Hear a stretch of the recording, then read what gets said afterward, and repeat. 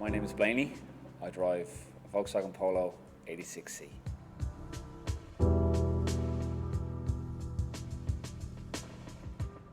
My dad found it outside a house that was going to be that was being cleared out, being renovated, and he felt kind of sorry for it. When he found it, it was pretty much exactly as you see it now. It cost him €500. He paid that to save it, and it had 26,000 miles on it when he bought it, and it's been in the family ever since.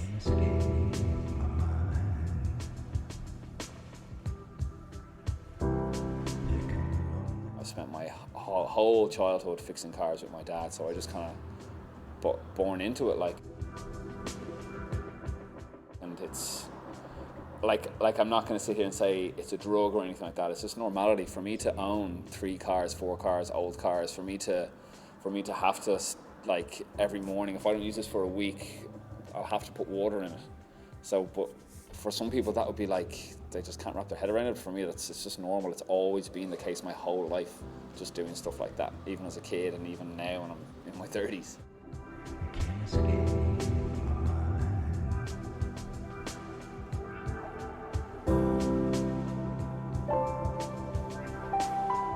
It's a really, really involving drive.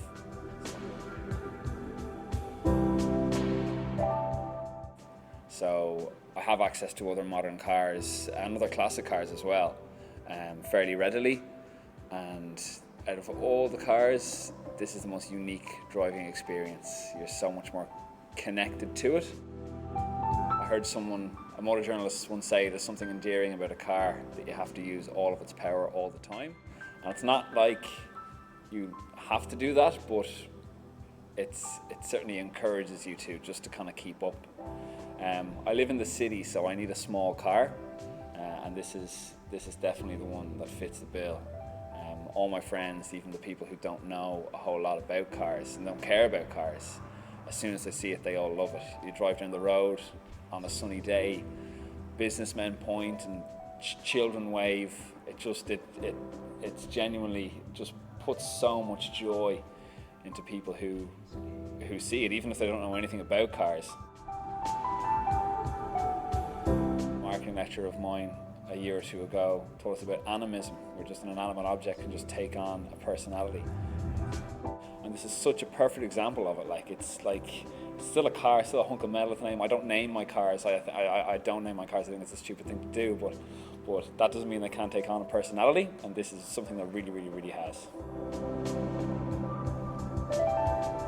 I have a house in Wicklow as well that I visit time to time, so it's nice to take it on the mountain roads up there where it's really, really at home. Motorways, it's no good. It's not at home there, but in the city, the small streets here, the mountain roads up towards Wicklow, it's where it's really at home. Brakes are terrible.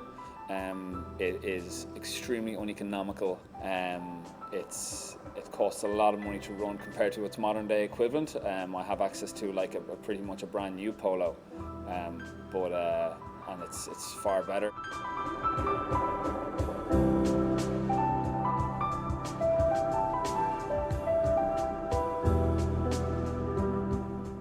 Even on the hottest summer days, if you're in traffic, if the engine gets hot, you have to put on the heating. The heater switch is the only thing on it that's broken at the moment. It only works in full blast. So even if you're sitting in traffic on a cold day, you're either sweating hot or freezing cold.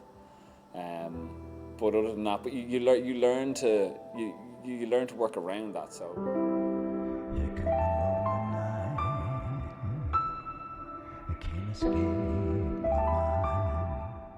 It leaks water out of a pipe going to the reservoir. Again, it's not a big deal. If you had a modern car, you'd have warning lights all over the place. With something like this, you get to know the engine. You know how it's running, so therefore you know if it's low on water and things like that. So you're far more involved, and not only in the driving of it, in terms of feedback and the brakes, and just how it actually gets around, but you're also far more involved in caring for it and owning it as well, definitely.